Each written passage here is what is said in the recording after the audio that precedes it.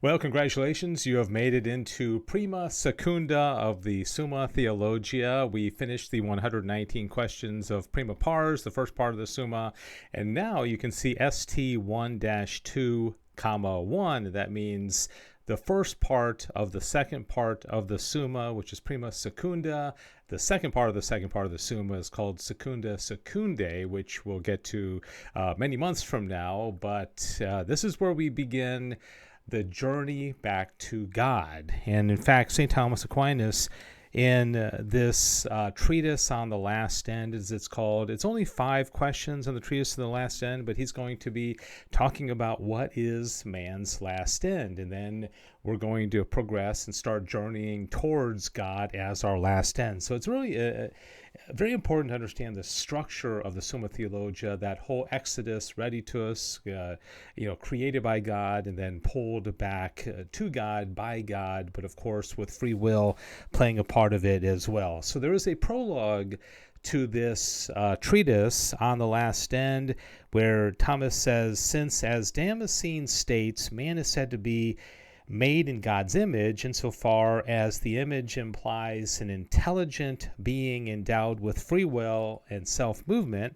now that we have treated of the exemplar God and of those things which come forth from the power of God in accordance with his will, it remains for us to treat of his image, that is, man, inasmuch as he too is the principle of his actions, as having free will and control of his actions. And so he's setting the stage now for this treatise and this whole first part of the second part of the Summa, saying we are made to God's image, and that means we have free will, we have the ability to move ourselves. But we're also being drawn back to God. And so how does all this dynamic work? Well, let's get to it. This has 8 articles in this first question of this part, but it's really interesting. We'll probably be able to get to it through it pretty quickly here. Article 1 says whether it belongs to man to act for an end. And if you think about it, everything we do at every moment of the day is towards some end, some purpose, right? Some telos. And so he says, of actions done by man, those alone are properly called human, which are proper to man as man, which means they're unique to us. What's unique to us as human beings? Now man differs from irrational animals in this, that he is master of his actions.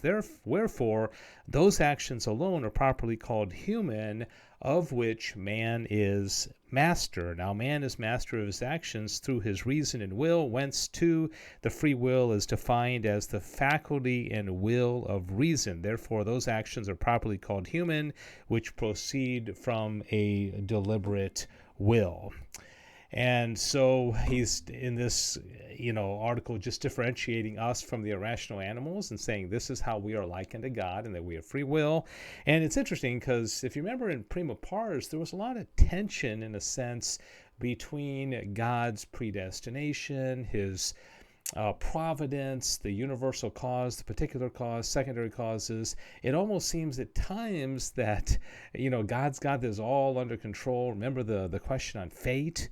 And to what role does free will play? Well, in these articles, you're going to really see that free will is certainly maintained and protected by St. Thomas Aquinas. Okay, I love the picture of this little baboon. He's got such an interesting smile on his face, doesn't he? Okay, whether it is proper to the rational nature to act for an end. And now when something is said to be proper, it means is it unique? So are we the only creatures that act for an end, or do irrational creatures also act for an end as well? Thomas says every agent of necessity acts for an end. Okay, everything. For if, in a number of causes ordained to one another, the first be removed, the others must of necessity be removed also. Now, the first of all causes is the final cause. Isn't that interesting? The final cause you would think would be the end, but it's actually the first, right? It's the purpose. It's the reason why we do things is the purpose for it, right? And that's what he's getting at here. The reason of which is that matter does not receive form save insofar as it is moved by an agent. For nothing reduces itself from potentiality to act, but an agent does not move except out of intention for an end. Okay? Why do we get up in the morning? Because there's something we want to do. Why do we eat food? Because there's some purpose, right? Why do we get married? Why do we have friends? Why do we get a job, right? There's some intention, some purpose. For if the agent were not determinate to some particular effect, it would not do one thing rather than another. Consequently, in order that it produce a determinate effect, it must of necessity be determined to a certain one which has the nature of an end. And just as this determination is effected in the rational nature by the rational appetite, which is called the will, so in others it is caused by their natural inclination, which is called the natural appetite, right? So every creature is acting for an end, whether there be irrational creatures that have the sensitive appetite, where they're looking for food and sleep and, sexual activity or whatever they want and water, or if it's something more of a rational nature like a will. Either way, it all comes forward from the same initial cause, which is God. Whether human acts are specified by their end. Okay, we've already kind of talked about this. We do things because we have the end in mind. He says things composed of matter and form are established in their respective species by their own forms. Human acts, whether they be considered as actions or as passions, receive their species from the end. For human acts can be considered in both ways, since man moves himself and is moved by himself. See how, as much as in Prima Pars it seemed at times that we didn't have that much free will, that God was so much in control that it was all kind of fate, right?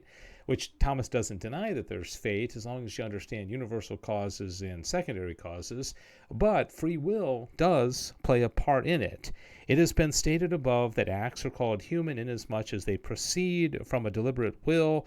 Now the object of the will is the good and the end, and hence it is clear that the principle of human acts, insofar as they are human, is the end. All right, so from a practical level, every time we make a decision, we can ask ourselves, what's the end? What's the object here? What's the goal? What's the purpose? Why am I doing what I'm doing? And there's always going to be an answer, all right? There's always something that we're going to, because we don't do things just for no reason. Whether there is one last end of human life, okay, is it all the same? And Thomas says, absolutely speaking, it is not possible to proceed indefinitely in the matter of ends from any point of view. For in whatsoever things there is an essential order of one to another, if the first be removed, those that are ordained to the first must of necessity be removed also. Wherefore the philosopher proves that we cannot proceed to infinitude in causes of movement, because then there would be no first mover. So if you go back to God as first mover, the unmoved mover, the uncaused cause, so we learned about back in Prima Pars, you'll realize that he has established this wonderful order with a lot of secondary and tertiary causes, but ultimately everything comes back to God, right? It comes out of God and back to God. And so all these other things in the world are ordained to that first principle, right?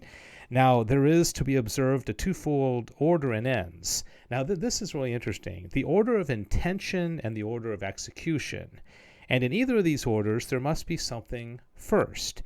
For that which is first in the order of intention is the principle, as it were, moving the appetite.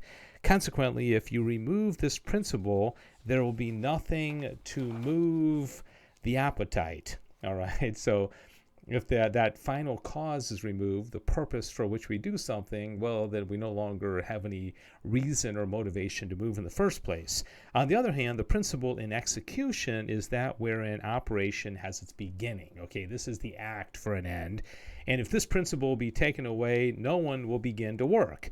Now, the principle in the intention is the last end, while the principle in execution is the first of the things which are ordained to that end.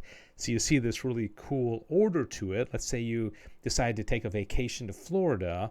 Well, that's the end, right? And so that's what's motivating you to move in the first place, to get your plane tickets or, pack up the car, whatever you're going to do.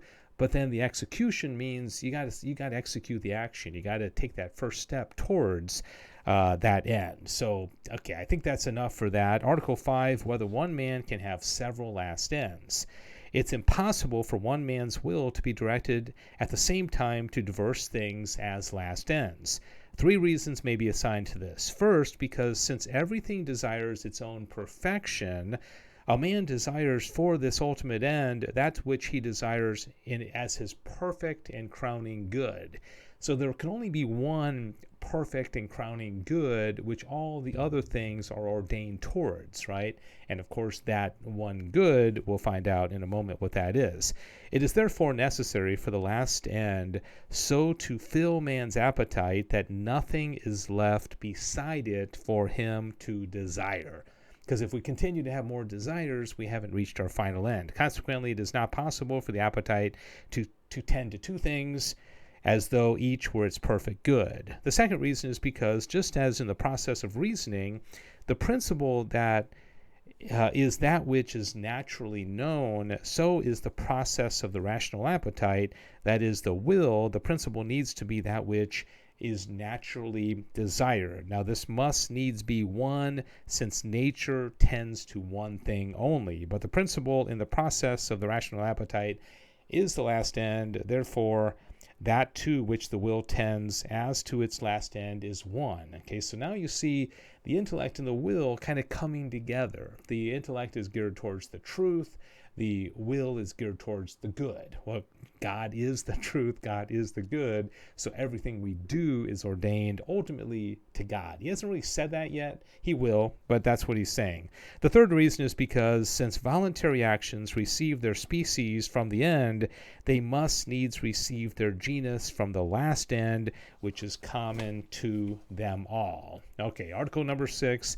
Whether man wills all whatsoever he wills for the last end. Okay, so there's a picture here of a gentleman eating a salad. Okay, is he eating the salad for his last end? Okay, he may not be thinking that, but Thomas is going to argue that he is. Man must of necessity desire all whatsoever he desires for the last end. This is evident for 2 reasons. First, because whatever man desires, he desires it under the aspect of good. And if he desire it not as his perfect good, which is the last end, he must of necessity desire it as tending to the perfect good, because the beginning of anything is always ordained to its completion.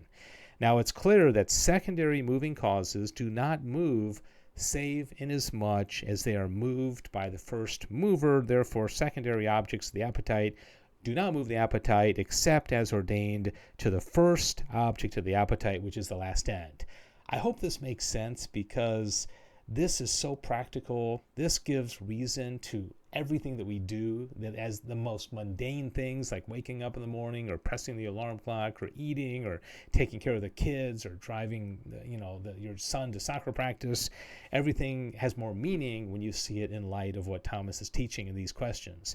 Whether all men have the same last end.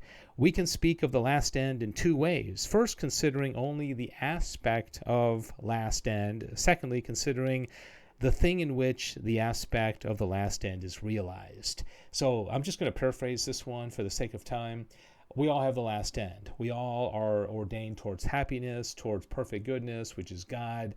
But Thomas is going to say not everybody realizes that, so they place their end in money or wealth or popularity or drugs or something like that. So they're tending towards that good, but they get sidetracked. And so ultimately it is the last end, but not all men or women, of course, have gotten that memo. Article 8, whether other creatures concur in that last end.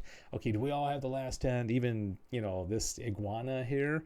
Thomas says, if we speak of man's last end as of the thing which is the end, thus all other things concur in man's last end, since God is the last end of man, and of all other things. If, however, we speak of man's last end as the acquisition of the end, okay, actually getting it, then irrational creatures do not concur with man in this end, for man and other rational creatures attain to their last end by knowing and loving God. And this is not possible for other creatures which acquire their last end insofar as they share in the divine likeness, inasmuch as they are or live or even know. So while they're alive, they're sharing in the likeness of in some way with God, but then when their life ends, they can't know God, they can't unite with God because they're not rational, they're not intellectual creatures. But at the same time, they still have the last end, but just in a different way, right? All right, well, I hope you enjoyed this first question of Prima Secunda of the Summa Theologia. We got a long ways still to go, but I hope you enjoy journeying through the Summa one question at a time.